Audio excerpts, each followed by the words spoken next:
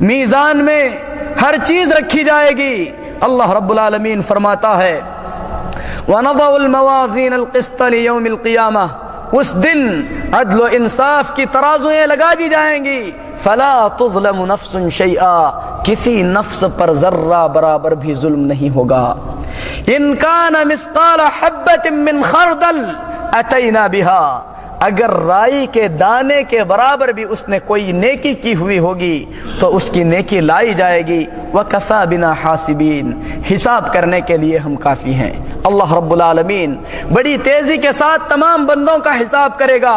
اسی طریقے سے اللہ رب العالمین فرماتا ہے فَمَنْ ثَقُلَتْ مَوَازِينُهُ فَهُوَ فِي عِيشَةٍ رَاضِيَةٍ، جس کا میزان بھاری ہوگا یعنی نیکیوں کا، وہ بہت ہی زیادہ رضامندی کی زندگی گزار رہا ہوگا۔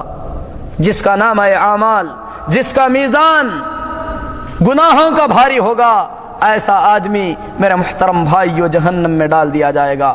اللہ رب العالمین بندوں کے حق میں جب فیصلہ فرما دے گا، اس کے بعد جہنم کی پشت پر، جہنم کی پیٹھ پر ایک پل لگایا جائے گا جس کو صراط کہتے ہیں، اور اللہ کے رسول صلی اللہ علیہ وسلم فرماتے ہیں کہ اس پل پر سے ہر ایک کو گزرنا ہوگا۔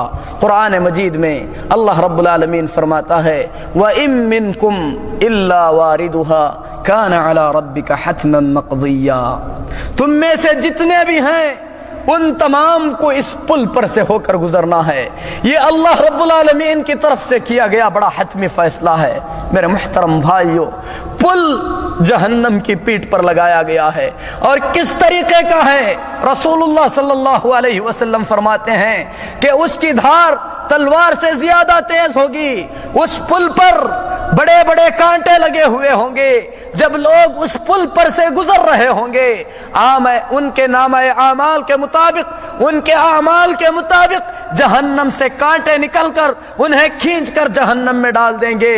کوئی تیزی کے ساتھ اس پل کو پار کرے گا، رسول اللہ صلی اللہ علیہ وسلم فرماتے ہیں بالکل بجلی کی تیزی سے کوئی آدمی اس پل کو پار کرے گا، کوئی نظر کی تیزی سے اس پل کو پار کرے گا، کوئی گھوڑ سوار کی طرح اس پل کو پار کرے گا، کوئی چلتے ہوئے اس پل سے گزرے گا، کوئی اپنے آپ کو کھینچتے ہوئے گزرے گا، کوئی پل کو پار کر دے گا، کوئی پل پار ہونے سے پہلے جہنم میں ڈال دیا جائے گا۔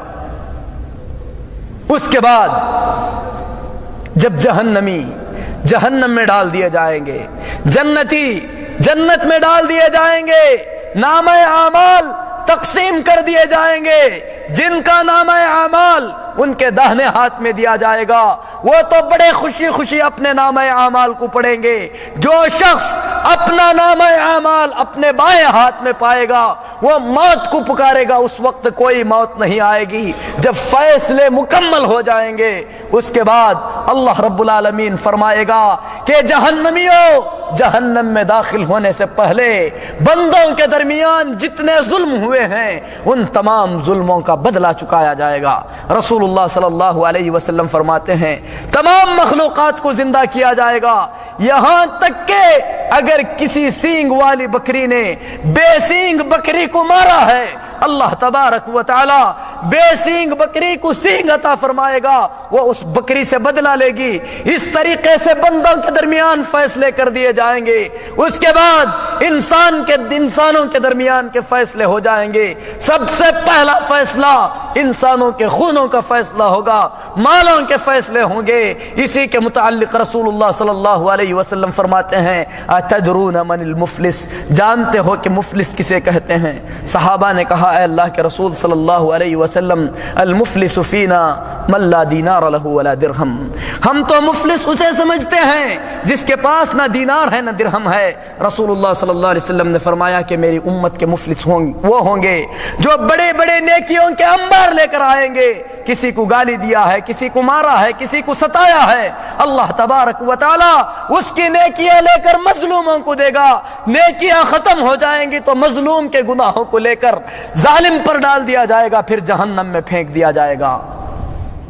پھر اس کے بعد میرے محترم بھائیوں، جب جنتی جنت میں چلے جائیں گے، جہنمی جہنم میں چلے جائیں گے، اس کے بعد اللہ کے انبیاء اللہ کے اولیاء، اللہ کے نیک بندے اللہ رب العالمین سے سفارش کریں گے، جس کو سفارش کہتے ہیں۔ اللہ کے رسول صلی اللہ علیہ وسلم سفارش کریں گے کہ اے اللہ، میری امت کے جو گنہگار توحید پر مرے ہیں انہیں جنت میں داخل کر دیا جائے۔ اللہ رب العالمین فرمائے گا اے محمد صلی اللہ علیہ وسلم، آپ کی امت کے سلسلے میں ہم آپ کو راضی کر کے رہیں گے۔ اللہ حکم دے گا کہ اے محمد صلی اللہ علیہ وسلم، جہنم سے ان تمام کو نکال دو جنہوں نے کلمہ لا الہ الا اللہ کا اقرار کیا ہو اور انہوں نے اپنی زندگی میں کبھی نیک عمل نہ کیا ہو۔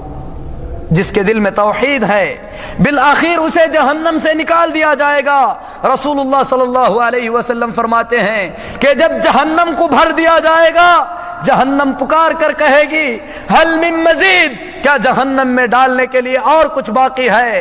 یہاں تک کہ اللہ تبارک و تعالی اپنا قدم جہنم کی پشت پر رکھ دے گا تو جہنم کہے گی کہ اب کافی ہے۔ اس کے بعد انبیاء سفارش کریں گے، نیک لوگ سفارش کریں گے، جو بچے بچپن میں انتقال کر چکے ہیں وہ سفارش کریں گے۔ ساروں کی سفارشوں سے گنہگاروں کو جہنم سے نکال کر جنت میں داخل کر دیا جائے گا۔ اس کے بعد رب ذوالجلال کہے گا نبیوں نے سفارش کر لی، اللہ کے نیک بندوں نے سفارش کر لی، فرشتوں نے سفارش کر لی، اب ارحم الراحمین باقی رہ گیا ہے۔ رسول اللہ صلی اللہ علیہ وسلم فرماتے ہیں اللہ تبارک و تعالی اپنی مٹھی سے ایک مٹھی مخلوق کو جہنم سے نکال کر جنت میں داخل کر دے گا۔ اس کے بعد جہنم میں صرف وہی لوگ باقی رہ جائیں گے جن کا جہنمی ہونا ہمیشہ کے لیے ہو، یعنی کفر اور شرک پر مرے ہوئے ہوں، جس کے دل میں ذرہ برابر بھی توحید ہوگی۔ میرے محترم بھائیوں، ان لوگوں کو جہنم سے نکال کر جنت میں داخل کر دیا جائے گا۔ اس کے بعد جب جنتی جنت میں چلے جائیں گے، جہنمی جہنم میں چلے جائیں گے، اللہ رب العالمین موت کو دمبے کی شکل میں حاضر فرمائے گا، اہل جہنم سے مخاطب کر کے کہے گا کہ جہنمیوں ہمیشہ ہمیشہ جہنم میں رہو، اہل جنت سے کہے گا کہ جنتیوں ہمیشہ ہمیشہ کے لیے جنت میں رہو۔ اس کے بعد موت کو ذبح کر دیا جائے گا۔ میرے محترم بھائیوں، اس کے بعد رب العالمین اہل جنت سے کہے گا کہ جنتیوں کسی چیز کی حاجت ہے؟ اہل جنت کہیں گے کہ اے اللہ، ہم کو سب کچھ عطا کیا گیا ہے۔ رسول اللہ صلی اللہ علیہ وسلم فرماتے ہیں اللہ تبارک و تعالی اپنے سامنے سے پردوں کو ہٹا دے گا تو جنتی اللہ تبارک و تعالی کی طرف دیکھ رہے ہوں گے، اور اہل جنت کو سب سے بڑی نعمت اللہ رب العالمین کا دیدار نظر آئے گی۔ ہم اللہ سے دعا کرتے ہیں کہ اے اللہ، اس دن کی ہولناکیوں میں تو ہماری حفاظت فرما، ان اعمال کی توفیق عطا فرما جو ہمیں جہنم سے محفوظ رکھیں، جنت میں داخل کریں۔ قیامت کے دن اے اللہ تو اپنے نبی محمد الرسول اللہ صلی اللہ علیہ وسلم کے مبارک ہاتھوں حوض کوثر کا پانی عطا فرما اور ان کی سفارش نصیب فرما۔ اقول قولی ھذا واستغفر اللہ لی ولکم ولسائر المسلمین فاستغفروہ انہ ھو الغفور الرحیم۔